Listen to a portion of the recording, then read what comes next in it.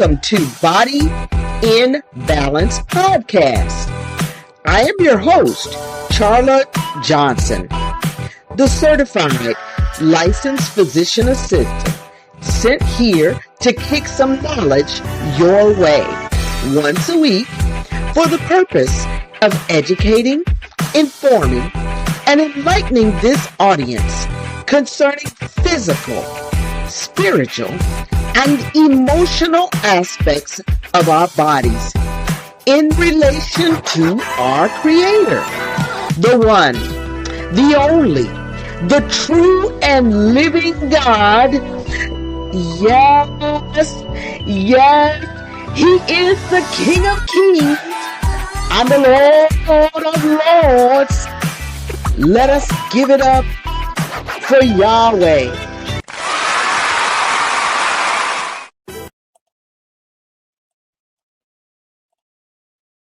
Hello there, hello there, hello there. I'm excited today. We're going to be talking about the new medications out there for weight loss. So we're going to be talking about obesity and the transformation with GLP-1 medications. So let's get started because there's a lot of great information, and I'm going to be showing some slides for you all to watch and get into that will give you more information right away. All right. So our agenda for today's lesson is going to be, we're going to reiterate the importance of movement that we talked about in episode 6, because that was very helpful on making sure that you understood how important it is to increase your circulation, to maintain strength, and to maintain flexibility and movement. The importance of our pancreas. Wait a minute. Who thinks about their pancreas? We talk about our brains, we talk about our hearts, but our pancreas?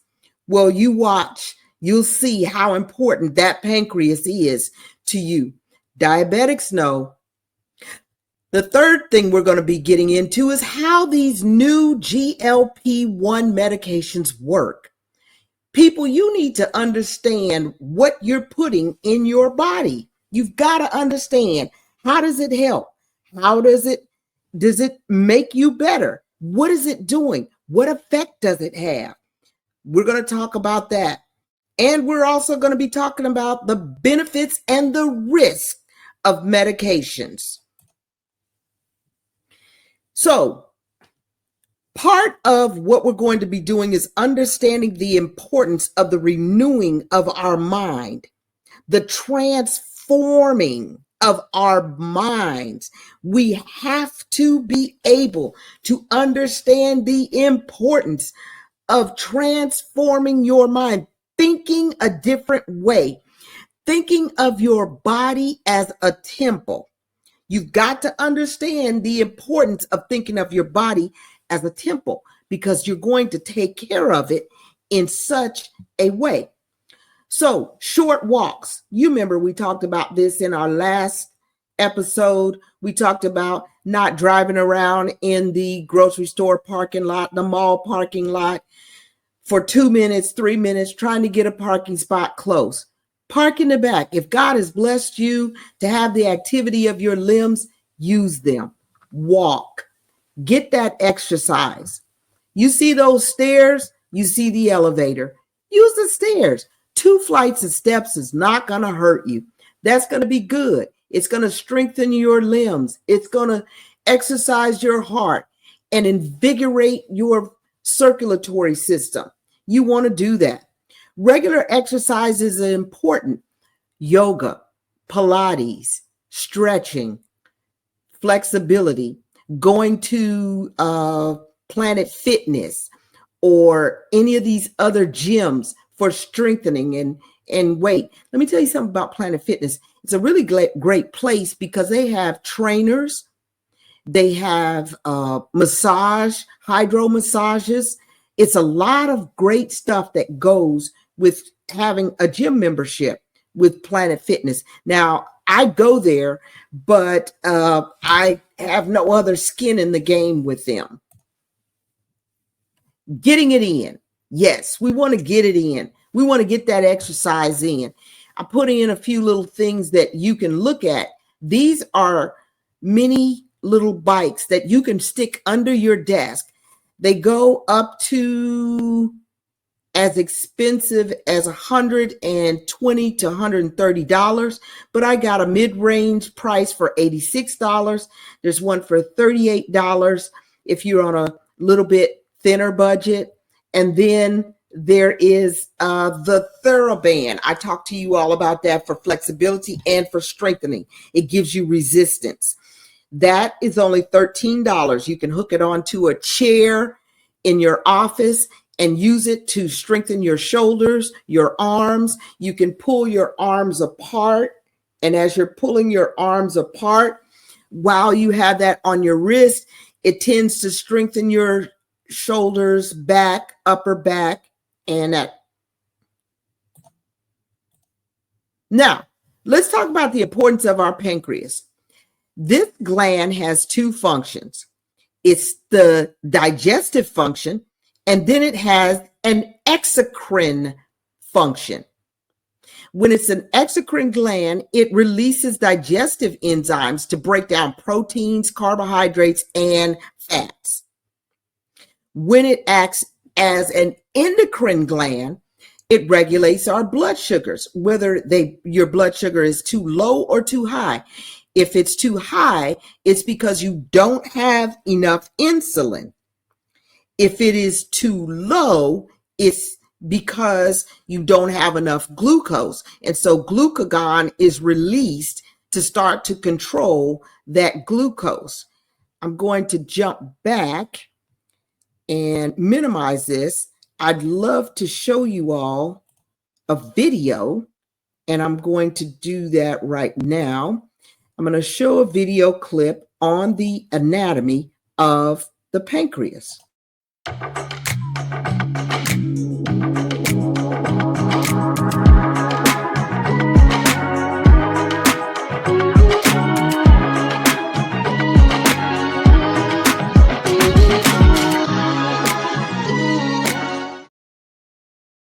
The role and anatomy of the pancreas. The pancreas is an important organ in the digestive system. It is located in the upper abdomen, directly behind the stomach and next to the small intestine. In most adults, it is between 6 and 10 inches long and 2 inches wide. The pancreas is comprised primarily of a network of tubes or pancreatic ducts that release liquids into the upper portion of the small intestine, called the duodenum. Anatomically, the pancreas is divided into 3 regions: the head, the body, and the tail. The pancreas has 2 functions, endocrine and exocrine.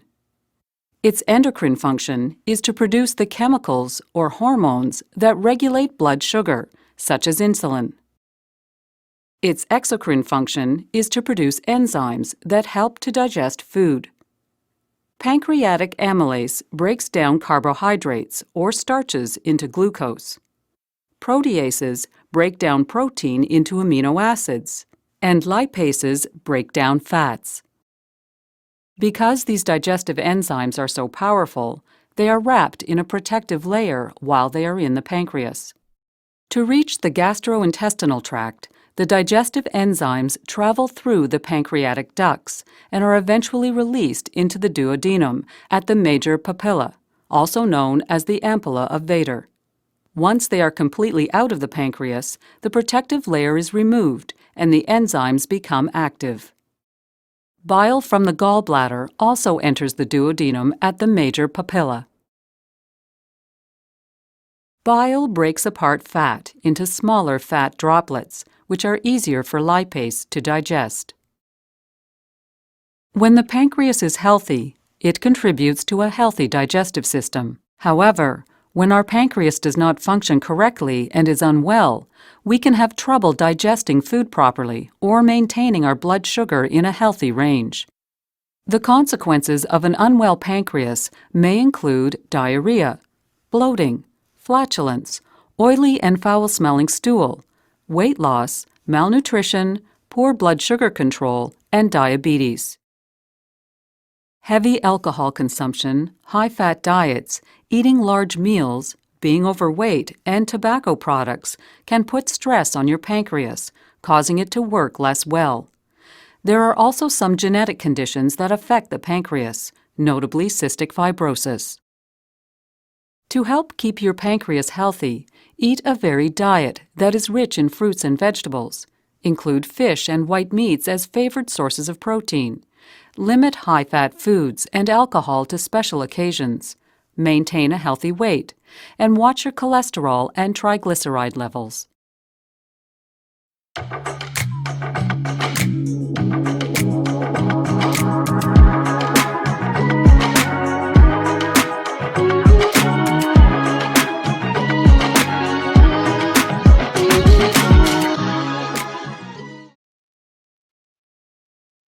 All right.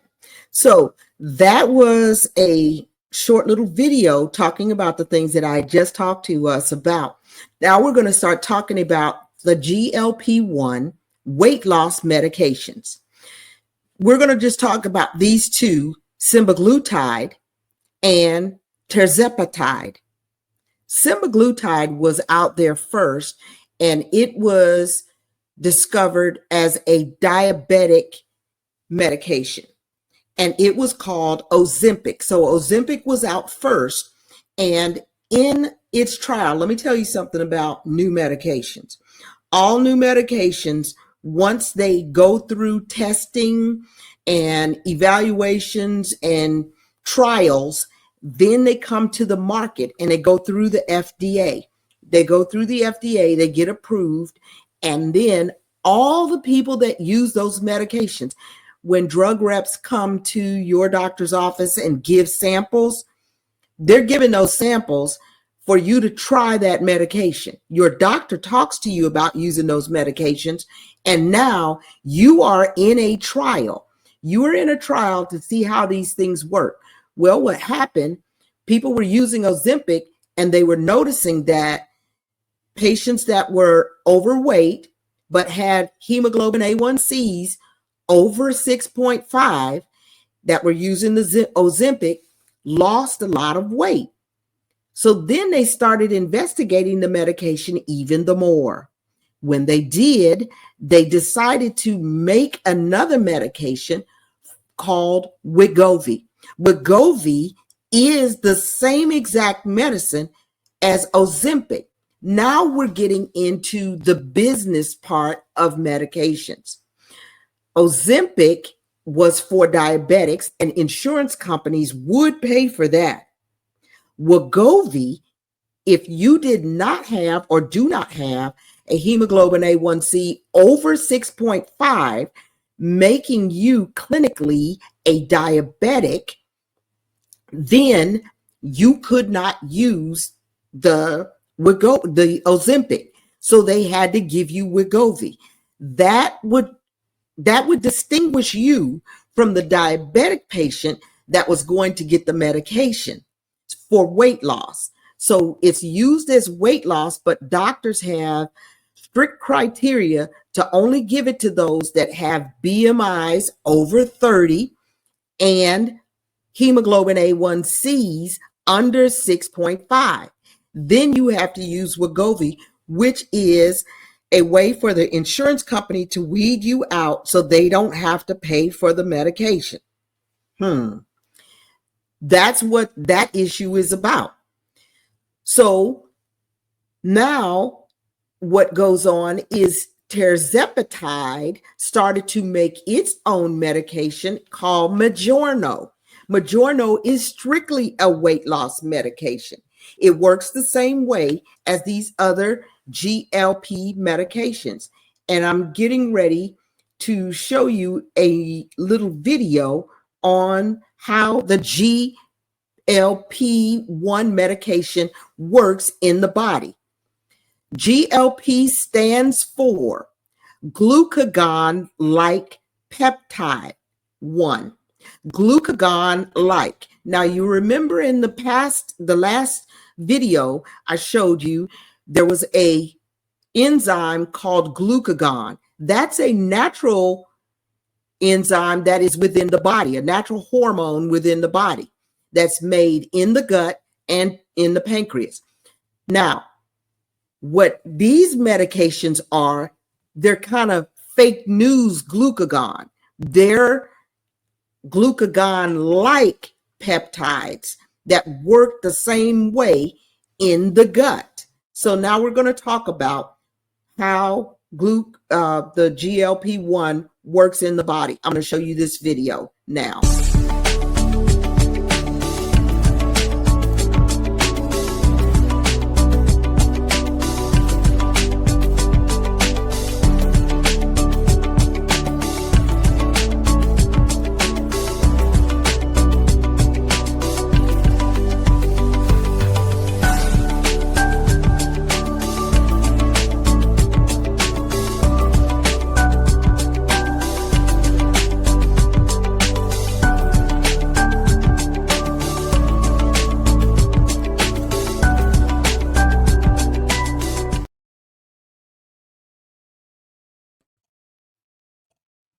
Okay, so we see how it works in 3 different areas.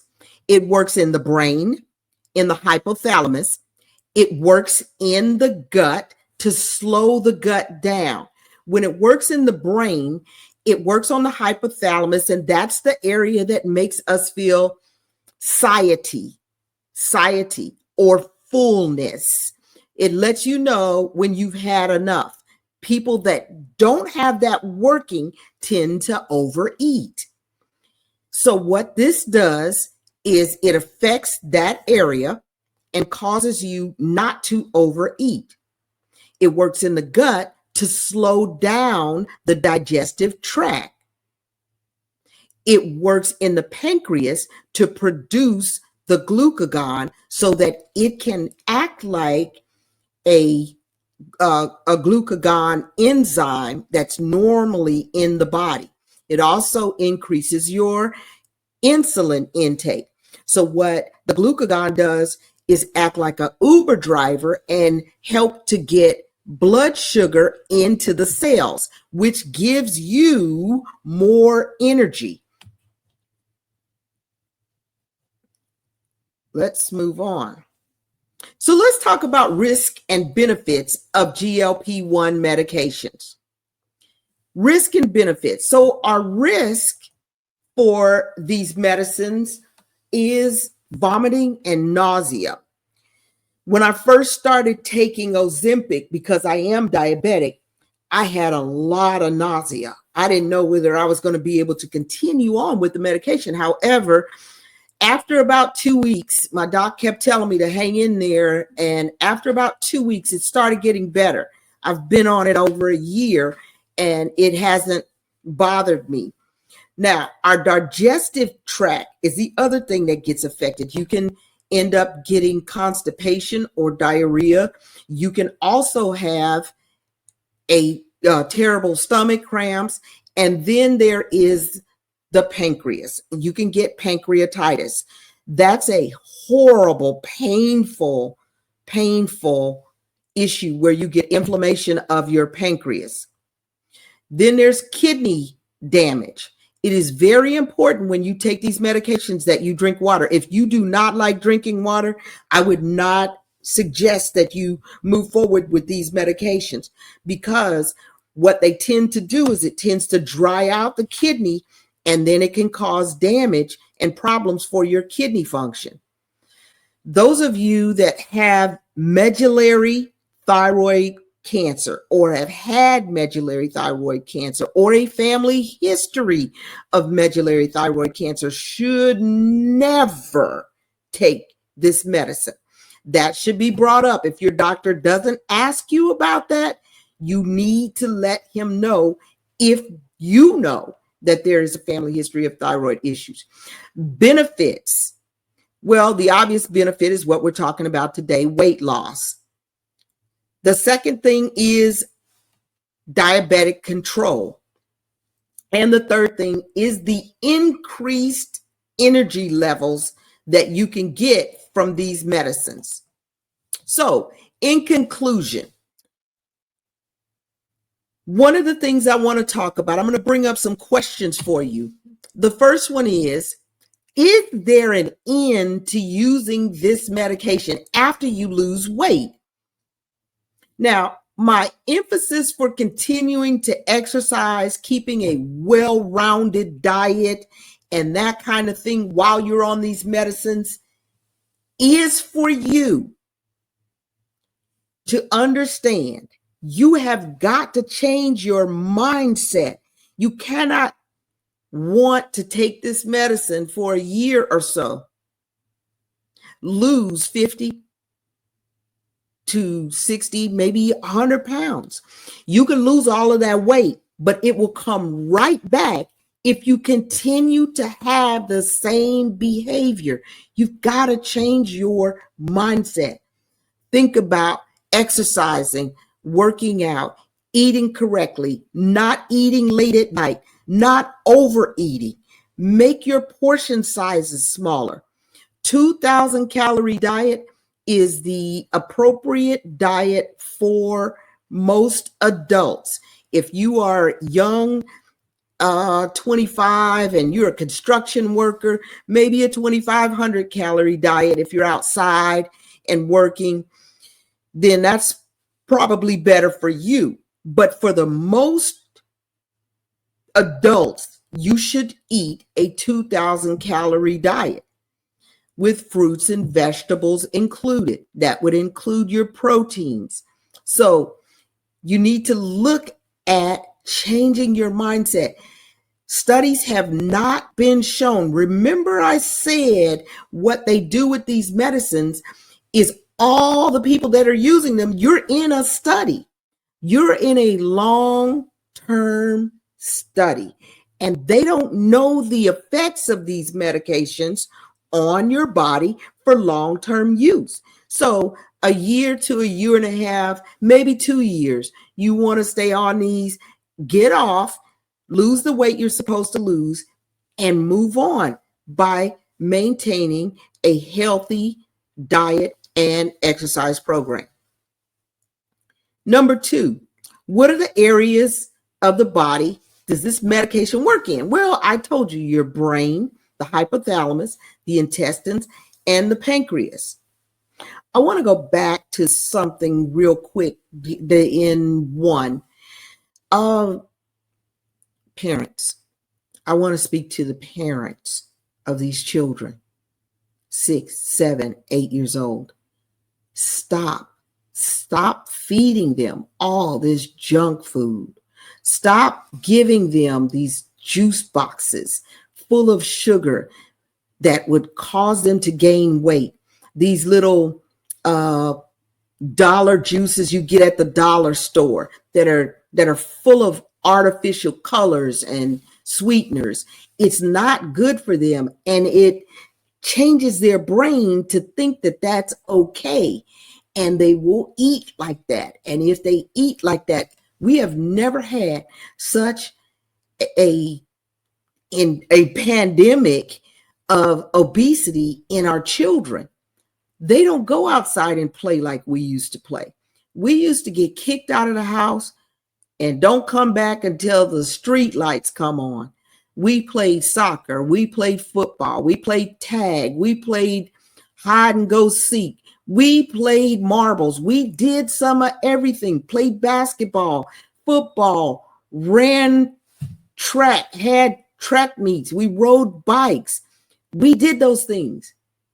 These children now sit in front of computers, they sit in front of TVs, and they sit in front of their phones, tablets, and all they do is work their thumbs.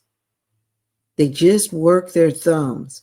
And so they're not exercising and moving.